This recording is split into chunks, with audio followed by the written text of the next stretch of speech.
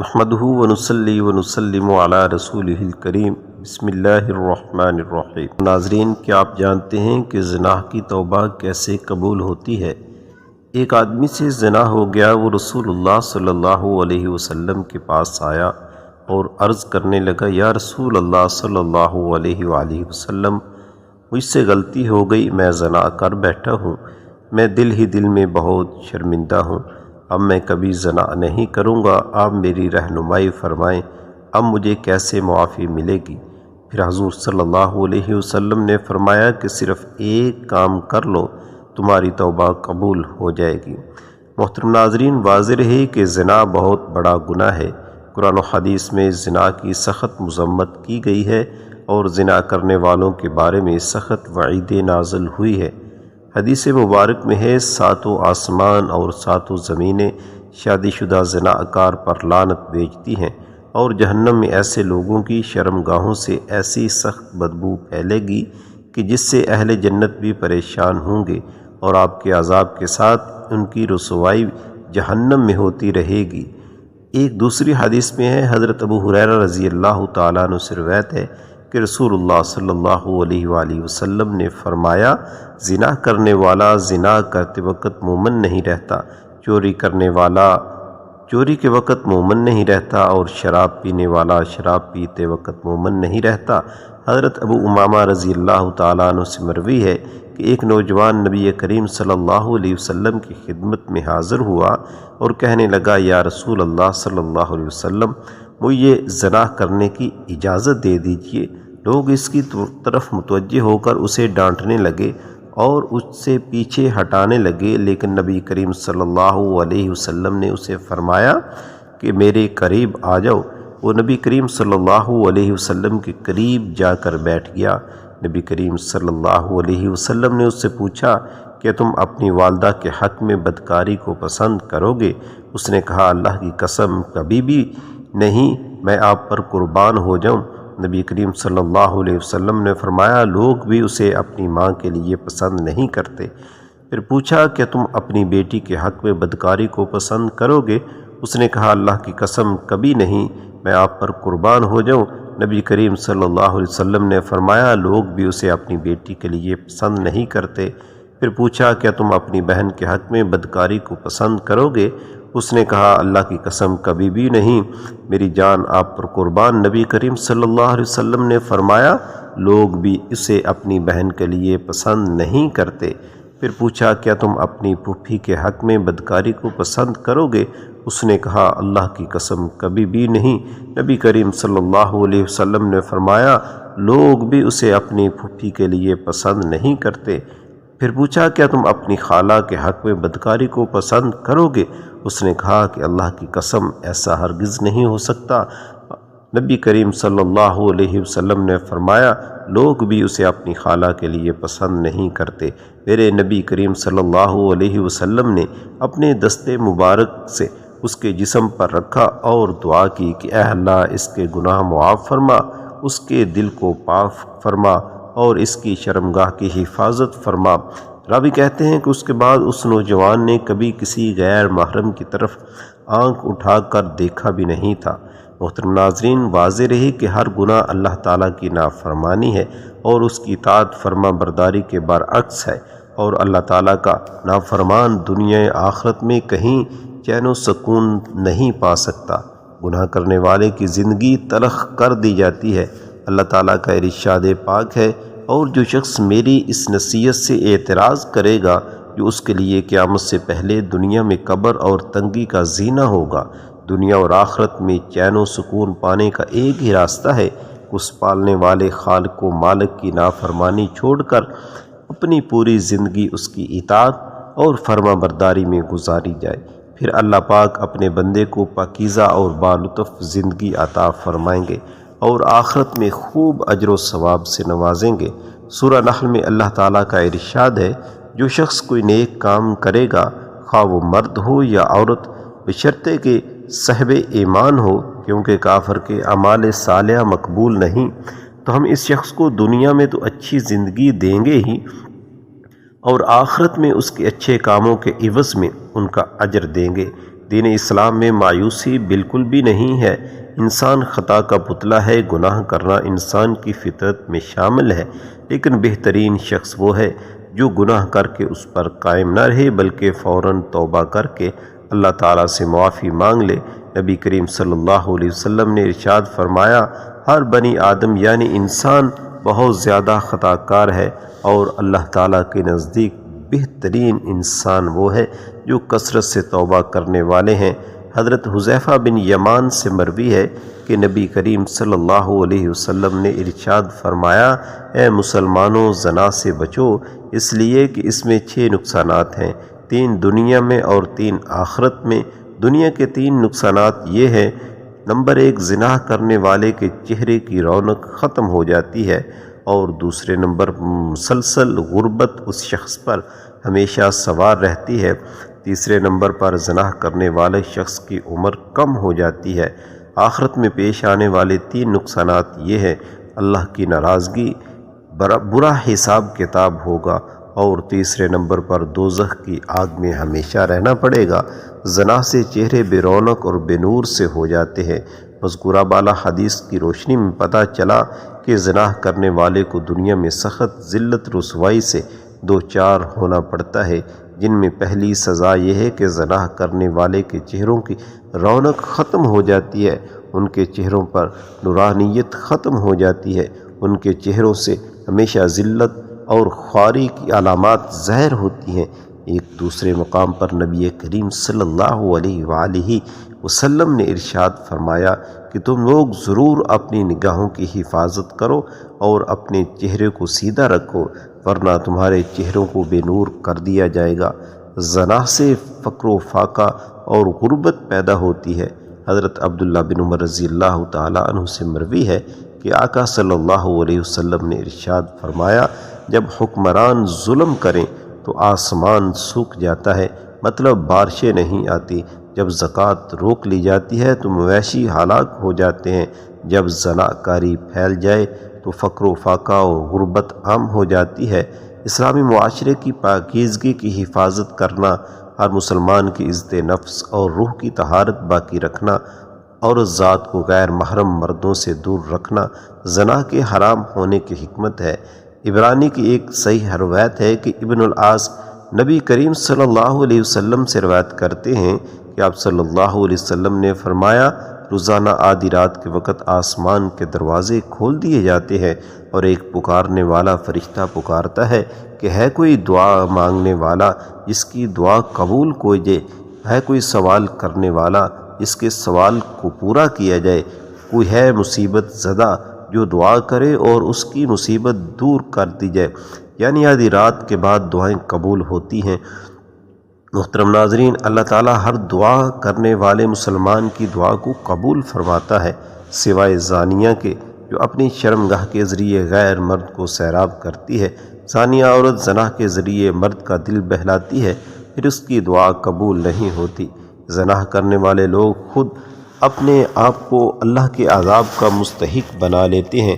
حضرت عبداللہ بن عباس رضی اللہ تعالیٰ عنہ کہتے ہیں کہ رسول اللہ صلی اللہ علیہ وسلم نے فرمایا، جب کسی بستی میں زنا اور سود عام ہو جائے تو گویا اس بستی کے لوگوں نے اپنے آپ کو اللہ کے عذاب کا مستحق بنا لیا۔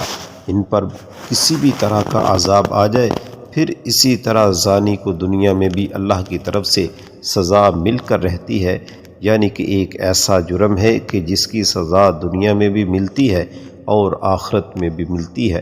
حضرت انس رضی اللہ تعالیٰ عنہ کہتے ہیں کہ رسول اللہ صلی اللہ علیہ وسلم نے فرمایا، 2 گناہ ایسے ہیں جن کی سزا میں جلدی کی جاتی ہے اور دنیا ہی میں دے دی جاتی ہے۔ نمبر 1 زنا، اور دوسرے نمبر پر والدین کی نافرمانی کرنے والا، ماں باپ کی بات نہ ماننے والا۔ جو شخص ایسی بیماریوں میں مبتلا ہو جاتا ہے، یعنی زنا جیسی بیماری میں مبتلا ہو جاتا ہے، تو پھر اس کا ایمان کیسے بچ سکتا ہے کہ اس گناہ کو چھپانے کے لیے جھوٹ پہ جھوٹ بولتا چلا جاتا ہے، ایک نہیں کئی جھوٹ بولتا ہے، اور جب کوئی انسان جھوٹ بولتا ہے تو اس کے منہ کی بدبو سے فرشتہ اس سے کئی میل دور چلا جاتا ہے، اس انسان سے اللہ تعالیٰ کی حفاظت ہٹ جاتی ہے اور وہ شخص ذلیل ہو کر رہتا ہے۔ دنیا میں بھی انسان پر طرح طرح کی بیماریاں اور طرح طرح کی مصیبتیں نازل ہوتی ہیں، پھر بڑھاپے کی عمر میں زنا کرنا اللہ کے غضب اور غصے کو بھڑکاتا ہے۔ اللہ تعالیٰ قیامت کے دن 3 لوگوں سے غصے کی وجہ سے بات نہیں کریں گے اور نہ ہی جنت میں داخل ہونے دیں گے، اور ان کے لیے آخرت کا دردناک عذاب ہے۔ پہلے نمبر پر ایک بوڑھا زانی، دوسرے نمبر پر جھوٹا حکمران، اور تیسرے نمبر پر متکبر فقیر۔ پھر اسی طرح جہاں پر زنا عام ہو جائے وہاں موتیں بہت ہونے لگتی ہیں، موت کی کثرت ہو جاتی ہے، قتل کی کثرت ہو جاتی ہے۔ پھر اسی طرح کسی بھی غیر حاضر شخص کی بیوی سے زنا کرنے والے شخص پر اللہ تعالیٰ قیامت کے روز ایک سام مسلط کر دیں گے، یعنی کسی عورت کا شوہر کہیں گیا ہوا ہے اور ظاہر ہے کہ شوہر بیوی کا محافظ ہوتا ہے، اور اب اگر وہ اکیلی رہتی ہے تو اس کو اکیلا پا کر کسی نے اس کے ساتھ اگر برائی کی تو وہ سانپ اس کو قیامت تک ڈستا رہے گا۔ ایک شخص قیامت کے دن اس انجام سے دوچار ہوگا۔ عبداللہ بن عمر کہتے ہیں کہ رسول اللہ صلی اللہ علیہ وسلم نے فرمایا، جو شخص کسی غیر حاضر آدمی کی بیوی کے بستر پر آ کر بیٹھتا ہے، اس کا انجام اس شخص جیسا ہے جسے قیامت کے روز زہریلے سانپوں میں سے ایک سانپ ڈسے گا۔ پھر ہمسائے کی بیوی سے زنا کرنے کا عذاب یا اس کی سزا کسی بھی دوسری عورت کے ساتھ زنا کرنے سے 10 گنا زیادہ ہے، کیونکہ ہمسایوں کے بھی کچھ حقوق ہوتے ہیں۔ حضرت عبداللہ رضی اللہ تعالیٰ عنہ بیان کرتے ہیں کہ میں نے رسول اللہ صلی اللہ علیہ وسلم سے پوچھا، کون سا گناہ اللہ کے نزدیک سب سے بڑا ہے؟ آپ نے فرمایا کہ اللہ کے ساتھ کسی کو شریک ٹھہرانا جبکہ اس نے تمہیں پیدا کیا ہے۔ وہ کہتے ہیں میں نے آپ سے عرض کی یہ تو واقعی بڑا گناہ ہے۔ وہ کہتے ہیں میں نے پوچھا پھر کون سا بڑا گناہ ہے؟ آپ نے فرمایا تو اپنی اولاد کو اس اندیشے سے قتل کرنا کہ وہ تمہارے کھانے میں شریک ہوگی۔ وہ کہتے ہیں میں نے پوچھا پھر کون سا بڑا گناہ؟ آپ نے فرمایا پھر یہ کہ تو اپنے ہمسائے کی بیوی کے ساتھ زنا کرے۔ صحابہ اکرام رضی اللہ عنہ سے مروی ہے کہ ہم نے بڑے گناہوں سے متعلق دریافت کیا تو آپ صلی اللہ علیہ وسلم نے انہیں سب سے بڑے گناہ کے بارے میں بتایا کہ وہ شرک ہے، جسے اللہ تعالیٰ صرف توبہ ہی سے بخشتا ہے۔ اگر شرک کا مرتکب انسان بغیر توبہ کے مر گیا تو وہ ہمیشہ ہمیشہ جہنم میں رہے گا۔ دوسرا بڑا گناہ یہ ہے کہ آدمی اپنے بچے کو اس خوف سے مار دے کہ وہ اس کے ساتھ اس کے کھانے میں شریک ہوگا۔ چنانچہ کسی ایسی جان کو مار دینا جسے اللہ نے حرام کیا ہو، اس کا مرتبہ بڑے گناہوں میں دوسرا ہے۔ گناہ اور اس کی سزا اور بھی زیادہ ہو جاتی ہے، جبکہ مقتول قاتل کا رشتہ دار ہو، اور یہ اور بھی زیادہ ہو جاتی ہے جب مقتول ہمسایہ ہو، جبکہ قتل کا مقصد مقتول کو اللہ کے اس رزق سے محروم کرنا ہو جسے اللہ نے قاتل کے ہاتھ پر جاری فرمایا ہے۔ پھر یہ کہ آدمی اپنے ہمسائے کی بیوی سے زنا کرے۔ کبیرہ گناہ میں تیسرا درجہ زنا کا ہے۔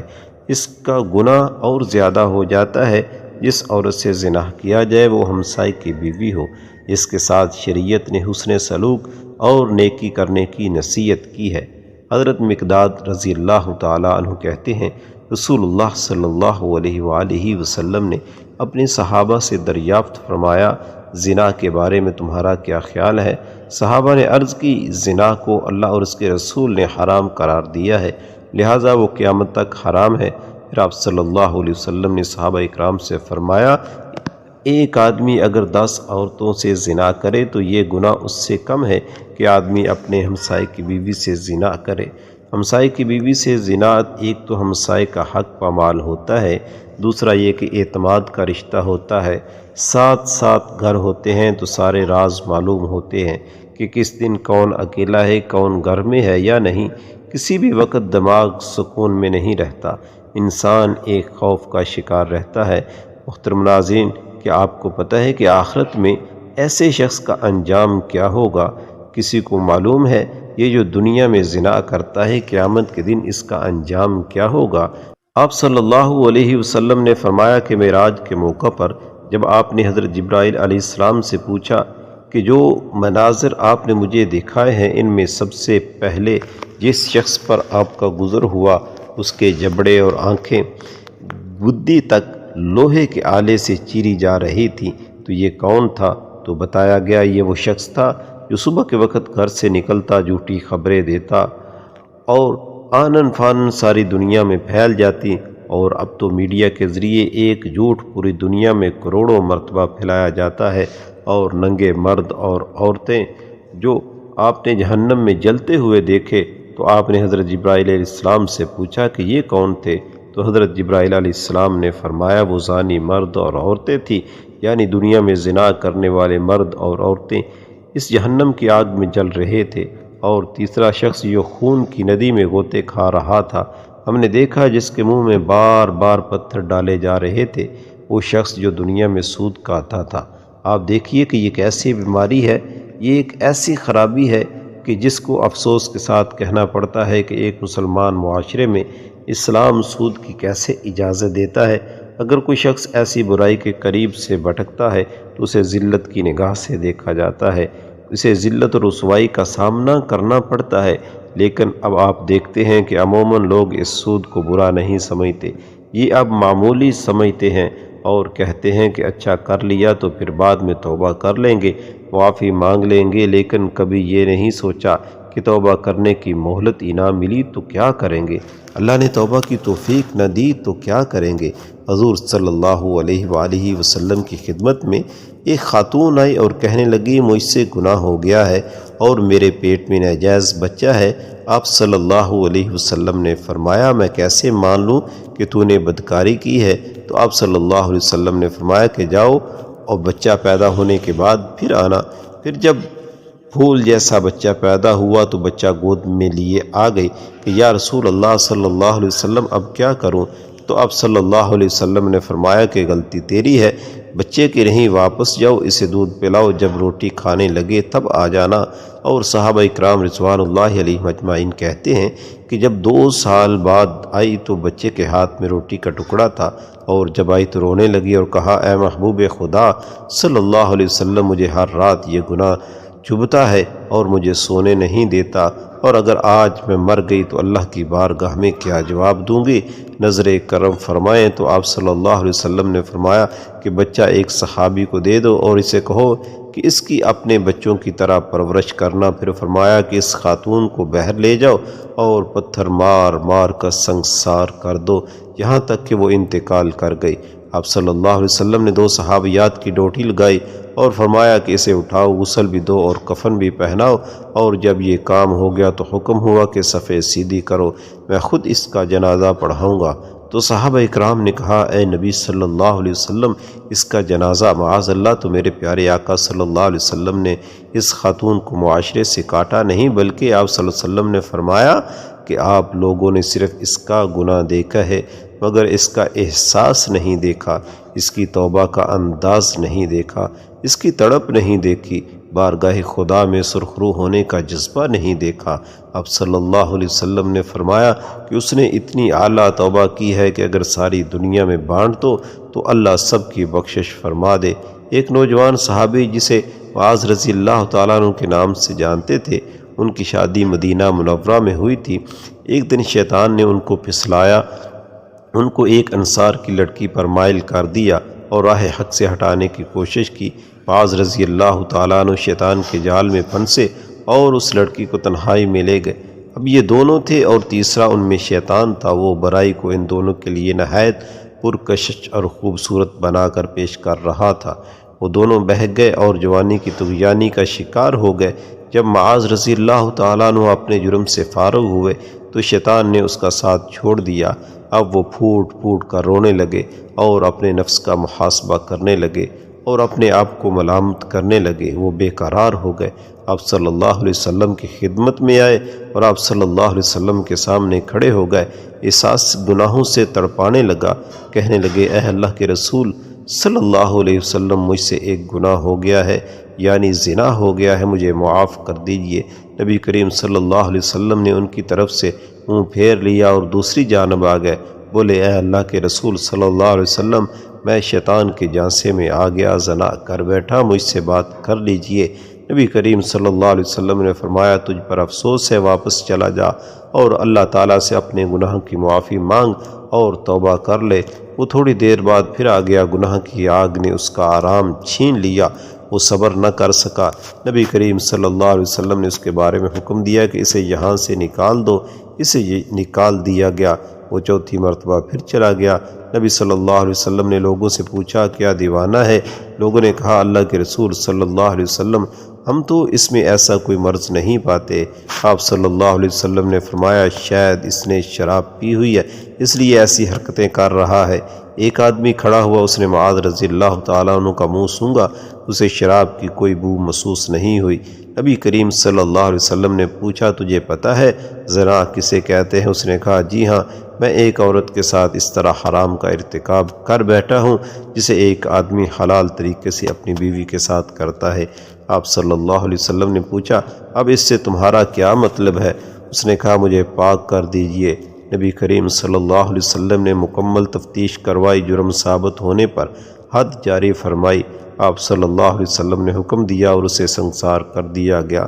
جب اس کی نماز جنازہ پڑھائی گئی اور اسے دفن کر دیا گیا تو نبی کریم صلی اللہ علیہ وسلم دو آدمیوں کے پاس سے گزرے، وہ آپس میں باتیں کر رہے تھے کہ دیکھو اس آدمی پر اللہ نے پردہ ڈالا تھا لیکن اس نے اپنے آپ کو خود ہی ہلاکت میں ڈال لیا، حتیٰ کہ اسے پتھر مار مار کر یوں ہلاک کر دیا گیا جیسے کتے مار دیے جاتے ہیں۔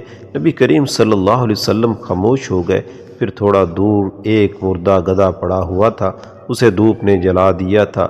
جب نبی کریم صلی اللہ علیہ وسلم نے اس گدھے کو دیکھا تو پوچھا، حضور صلی اللہ علیہ وسلم نے فرمایا اترو اور اس گدھے کا گوشت کھاؤ۔ وہ حیران ہو کر بولے اے اللہ کے نبی بھلا اسے کون کھا سکتا ہے؟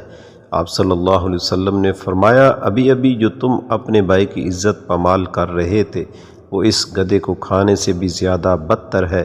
معاذ رضی اللہ تعالیٰ عنہ نے ایسی سچی توبہ کی ہے کہ اگر یہ توبہ امت کے مابین تقسیم کر دی جائے تو انہیں کافی ہو جائے گی۔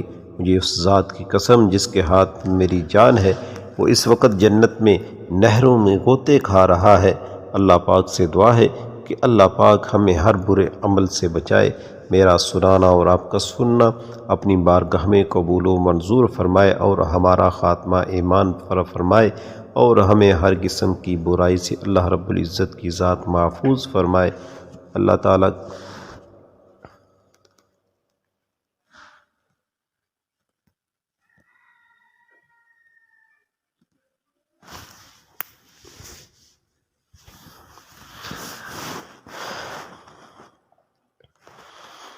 رزق میں برکت اور وسعت کے لیے اللہ تعالیٰ کے 99 ناموں میں سے کوئی سا بھی ایک نام کمنٹ میں ضرور شیئر کیجیے گا۔ اللہ تعالیٰ ہم سب کا حامی و ناصر ہو، آمین یا رب العالمین۔